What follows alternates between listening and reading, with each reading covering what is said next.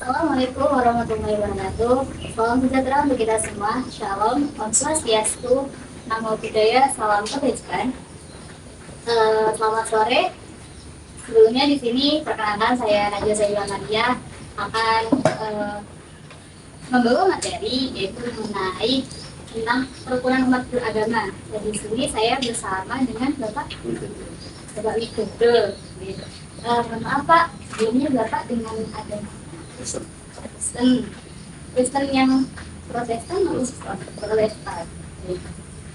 Sebelumnya saya akan menyampaikan sedikit, yaitu Indonesia adalah negara yang kaya akan pluralitas agama dan kepercayaan dengan sejarah panjang kehidupan beragama yang menunjukkan bahwa keragaman dapat hidup berdampingan secara damai serta dapat terwujud secara damai itu melalui adaptasi maupun akomodasi sehingga masyarakat mampu membedakan berbagai agama dan budaya.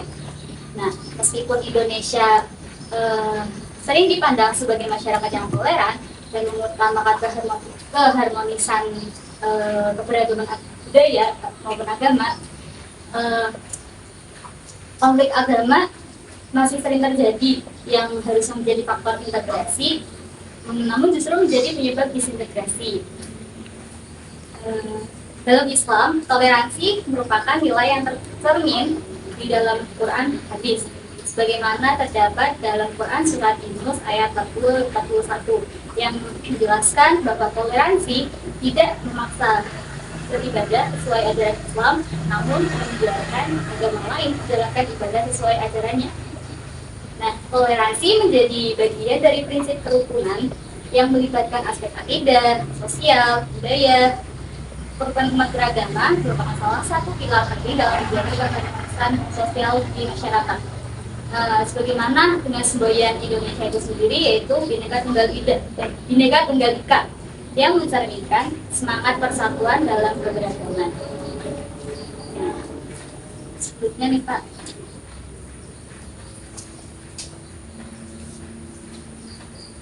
saya akan bertanya kepada Bapak, apa sih Pak arti kerukunan umat beragama menurut Bapak sendiri? Kerukunan itu ya kan, jadi kalau sebuah itu semua agama ada. Jadi kalau kita sadar kita manusia hidup, manusia dengan manusia, jadi manusia dengan jadi kalau bisa tahu tentang hal itu pasti akan terjadi kita tahu menghargai setiap agama yang dimiliki oleh setiap individu.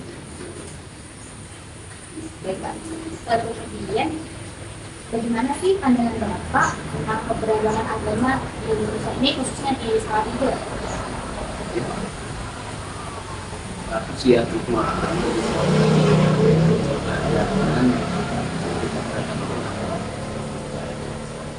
jadi bagaimana kita mensikapi berarti antara agama tadi dengan prinsip kita sendiri itu buat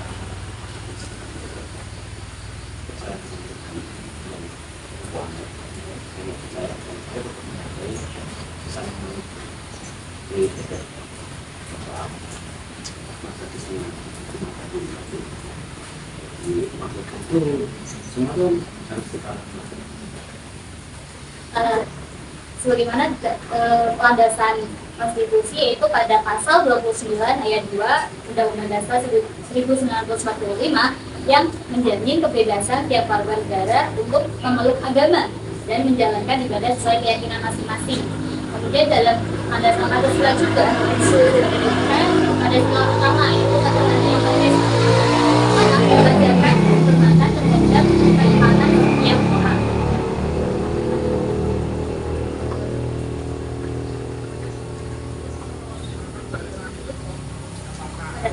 Bapak, apa tantangan terbesar dalam menjaga kerukunan umat beragama di lingkungan ini? Nanti praktis nggak ada ya. Jadi kalau di kota seperti itu tempatnya bicara soal kerja sendiri. Masih sama. juga ada yang makanya kalau sebagai dan penerapan kebenaran kalau di Indonesia di penjeratan ibadah itu kalau apa kita tahu dunia masing-masing orang tahu jadi ini apa itu mana ini bijak di sini paling bisa jadi siapa pun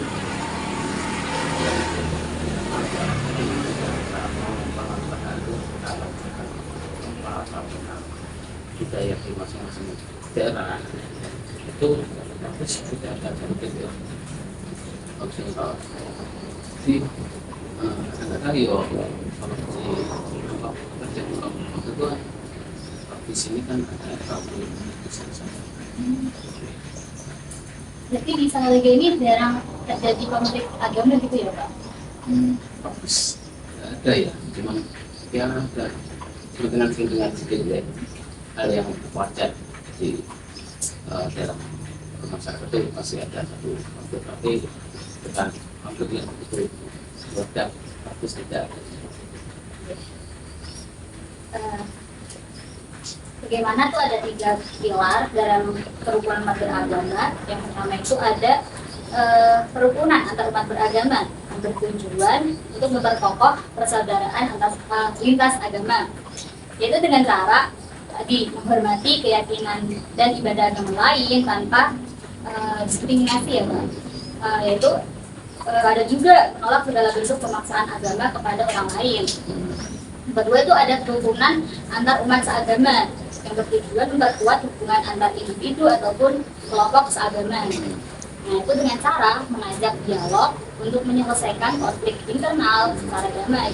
Kemudian ada juga mengelola perbedaan aliran dalam satu agama untuk menjaga persatuan internal. Nah, terakhir itu ada kerukunan antara umat beragama dengan pemerintah yang bertujuan menyatukan isi dalam nilai Pancasila.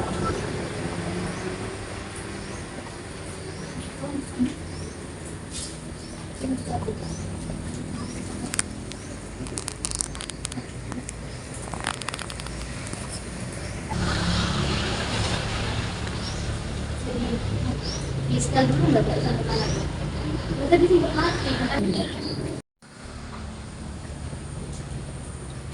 Baik Bapak, pernah tidak Bapak menghadapi situasi yang dimana Bapak itu merasa sulit untuk menghormati keyakinan orang lain, kemudian bagaimana cara Bapak mengatasinya? Oh pernah, pasti pernah. Jadi ya kadang-kadang spontan kan, ada sesuatu yang betul-betul pikiran saya, iman saya. Tapi kalau saya pribadi sikapnya kita kembalikan ke diri kita sendiri. Di bilang, oh ya memang itu kita terus itu ada orang yang kayak gitu, ya udah biarin aja ya. Aku yakin aku bisa menghormati dia. Terserah kalau dia mau menghormati atau enggak, ya terserah muncul. Jadi kadang-kadang kan ada maaf kata orang tertentu yang tidak mau perbedaan gitu. Jadi banyak orang yang memaksakan atau apa namanya secara hubungan manusia dengan manusia kadang malah dikalahkan gitu. Itu ya kalau kami seperti itu jalanmu itu kamu itu ya udah tidak aja. Kita berdebat konflik tidak akan pernah selesai. Jadi kenapa selalu ada konflik agama, karena dari ataupun sudah apa secara agama sudah terjadi konflik kan dari Ibrahim itu kan sudah terjadi konflik. Jadi kalau kita mengikuti itu terus kita debatkan sampai saat ini tidak akan ada selesainya seperti itu aja.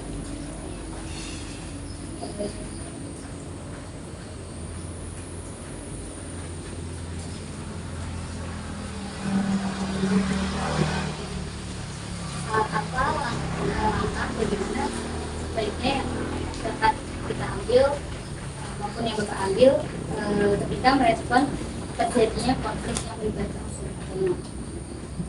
Ya, kalau itu masing-masing tokoh agama yang bisa katakan kita selesaikan apa sih yang menyebabkan konfliknya itu. Kalau konflik tentang keyakinan tentang iman itu tidak akan bisa selesaikan. Artinya umat saya bisa Islam sebenarnya ini loh, Kristen sebenarnya ini. Nah, tidak akan ada habisnya kan selesainya. Yang penting itu masing-masing manusia individu menghargai perbedaan. Jadi itu tahu beda kan gitu. Jadi tahu beda disamakan nggak bisa. Gitu. Ya memang itu salah satu apa ya anugerah Tuhan, apa perbedaan itu indah gitu aja. Kalau pelangi itu cuma warnanya merah bukan pelangi ya. Pelangi itu harus bermacam-macam warna juga harus gitu. Pelanginya indah sekali karena ada berbagai macam warna seperti sholat juga begitu berbagai macam agama tapi rukun bisa saling menghargai indah sekali. Berbagai konflik itu ada penyebabnya, itu diantaranya itu ada stereotip dan diskriminasi. Yang stereotip itu anggapan terhadap kelompok yang sering tidak akurat atau tidak sepenuhnya benar, yang mana menganggap ikut agama lain itu bersikap ekstrim dan tidak memiliki nilai moral yang baik. Nah, itu dampaknya dapat terciptanya jarak, terus menghambat dialog maupun kerjasama sama umat beragama. Kemudian diskriminasi itu ada perlakuan tidak adil atau tidak setara terhadap kelompok orang berdasarkan ras, gender, suku, dan lainnya. Yang mana melarang agama lain untuk mendirikan rumah ibadah, kemudian tidak memberikan peluang pendidikan atau kerja bagi agama lain. Itu dampaknya dapat menimbulkan rasa tidak adil dan memicu konflik sosial. Yang mana kelompok lain akan menjauhkan diri dari bermasyarakat.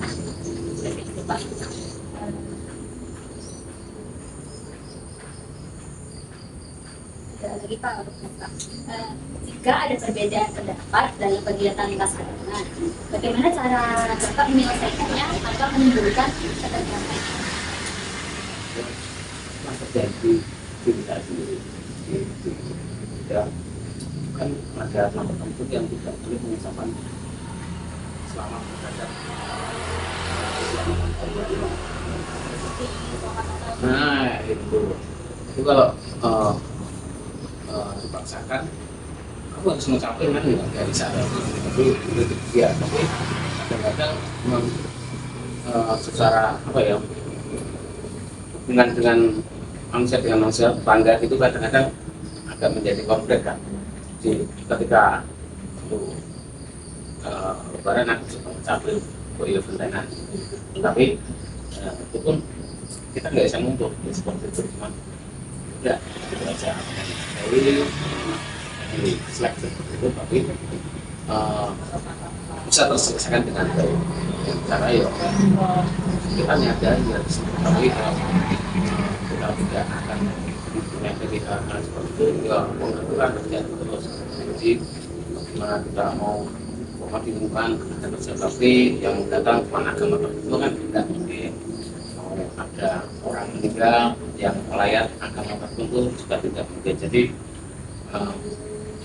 ya manusia kan satu kita punya hubungan dengan Allah kita dengan Tuhan kita ya, tapi juga punya hubungan dengan sesama manusia terutama akhirnya gitu kan seperti itu bagi saya kan turun sana sekali kan tapi kunci itu kan untuk saya di depan kunci di masukkan kalau saya ikut saya nggak mau dong iya terus kalau apa ya ikut tak sapu gitu kan itu salah satu bentuk toleransi yang real sebenarnya berarti di kampung saya itu ada MTA ada masjid ada gereja ada pura kalau satu bentuk keragaman ke awal negara teman agama yang masih ya kalau kita seperti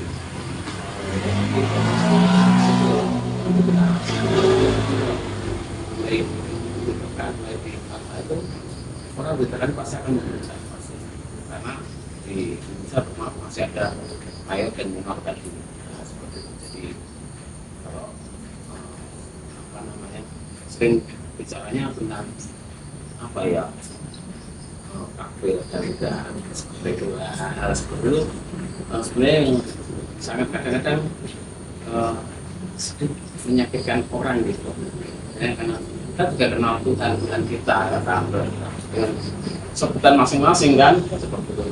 Jadi semua itu mengerjakan